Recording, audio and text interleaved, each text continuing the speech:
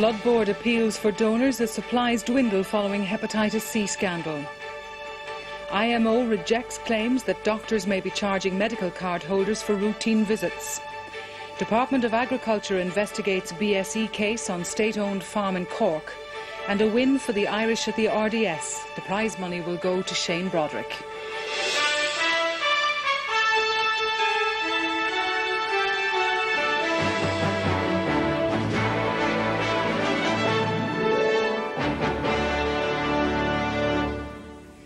Good evening. The Blood Transfusion Service is appealing for more blood.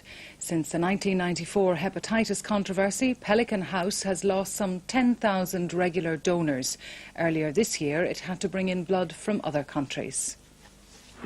The summer months have always been a difficult period for the blood bank, with so many people away on holiday. But in the past few years, international regulations to eliminate the possibility of infections like HIV or Creutzfeldt-Jakob disease have put even more restrictions on the number of people allowed to donate blood.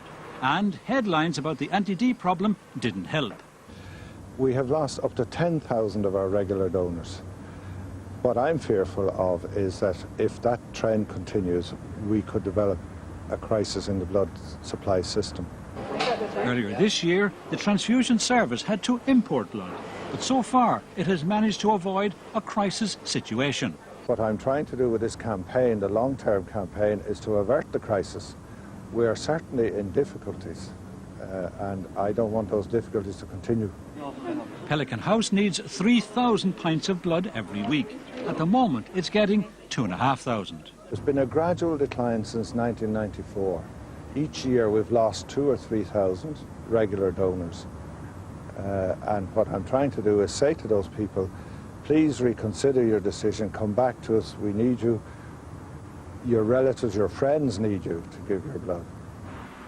The appeal to donors is being supported by longer opening hours at clinics and new mobile units that will travel throughout the Republic. The campaign has also been backed up by an assurance of changes in the way the blood bank has been run since the anti-D controversy, with a tighter donor selection procedure, up-to-date testing and storage techniques, as well as a pledge that the blood you give and receive is safer than ever. The Irish Medical Organisation has rejected a claim that a number of doctors may have been charging medical card users for routine visits covered under the card scheme. The claim is in a survey published in a new medical newspaper.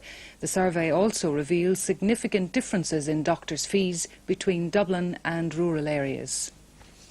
The survey was carried out by Medicine Weekly, a new paper which is targeted at doctors around the country. 300 GPs nationwide were surveyed last month. The results show a startling difference in charges between Dublin and the rest of the country. The average cost for a surgery visit in Dublin is £17.34, almost £2 more expensive than the South East, while patients in the Midwest can expect to pay less than £15. Home visits were more expensive, with an average charge of £22, and over 33% of doctors said they charged more than £25. And again, patients in cities can expect to pay a lot more than their rural counterparts. Generally, prices are higher in Dublin. Medical organisations would attribute this to higher overheads and so on.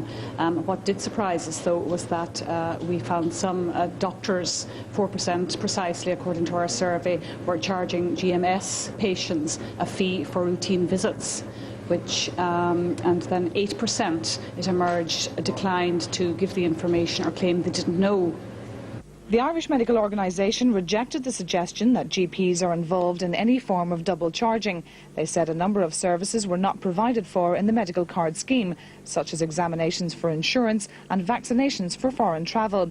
They said that any complaints of false charging would be immediately investigated. A department spokesman said this evening that any such charging would be in breach of a doctor's contract with the scheme.